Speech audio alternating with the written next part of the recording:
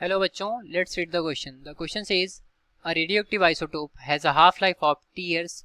It reduces to 3.125% of its original value in option A 2T, option B 3T, option C 5T and option D 15T.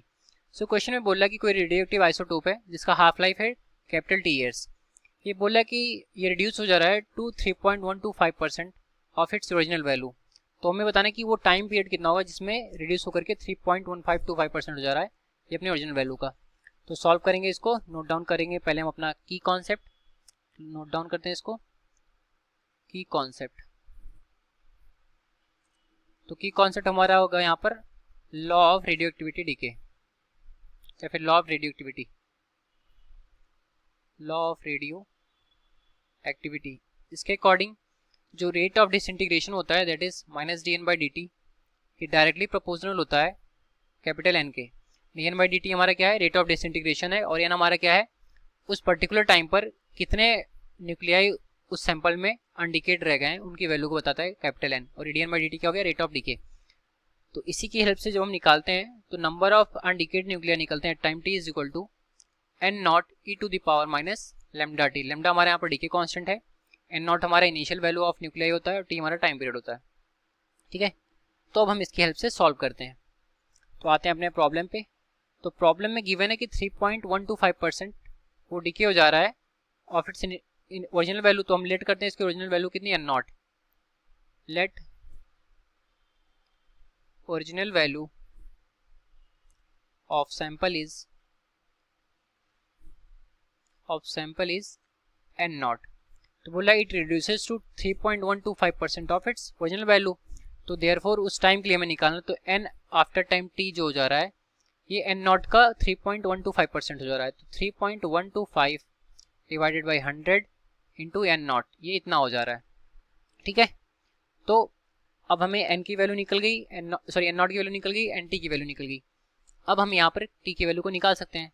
तो हम अपने फार्मूले का use करते हैं. तो यहाँ पर लिखेंगे 3.125 divided by 100 n0 is equal to n0 e⁻ lambda t.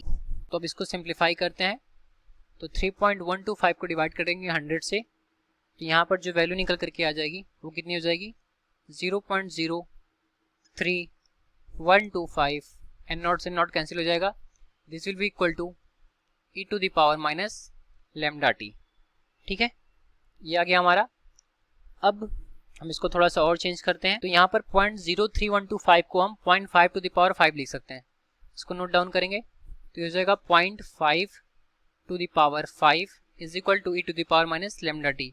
अब दोनों साइड हम लॉग लेंगे, तो लॉग लेने के बाद ये वैल्यू कितनी हो जाएगी, 5 ln 0.5.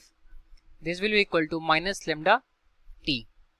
ठीक है, अब यहाँ पर लैम्डा की वैल्यू लिखेंगे. तो जो लैम्डा होता है हमारा, लैम्डा इज इक्वल टू होता है हमारा 0.693 divided by half time that is capital T. ठीक है, तो इसकी वैल्यू को हम यहाँ लिख देंगे. तो लिखते हैं, तो ये 0.0693 जो होता है ये हमारा ln2 की वैल्यू होती है. तो ln2 बाई कैपिटल T. तो 0.5 हमारा कितना हो जाएगा, 1/2 हो जाएगा. तो 5 into ln 1/2 is equal to minus ln2 divided by capital T into small t. अब जो ln 1/2 है ये हमारा ln1 माइनस ln2 हो जाएगा. ln1 की वैल्यू 0 होती है और माइनस माइनस कैंसिल हो जाएगा. तो 5 ln2 इज इक्वल टू हो जाएगा ln2 divided by capital T. तो ln2 से ln2 हमारा यहाँ पर 2 रहेगा, ये कैंसिल होगा. तो जो और यहाँ पर t की वैल्यू है, तो ln से ln हमारे यहाँ कैंसिल होगा. तो t की value that is small t, ये निकल करके आ जाएगा 5 टाइम्स कैपिटल T. ठीक है, तो अपने ऑप्शन को हम मैच करते हैं सोल्यूशन से. तो जो ऑप्शन नंबर सी है वो हमारे सोल्यूशन से मैच करेगा, that is t is equal to 5t. तो हमारा करेक्ट ऑप्शन हो गया option C. Hence option C is correct. तो ये रहा हमारे इस क्वेश्चन का correct solution. I hope you understood it well. Thank you.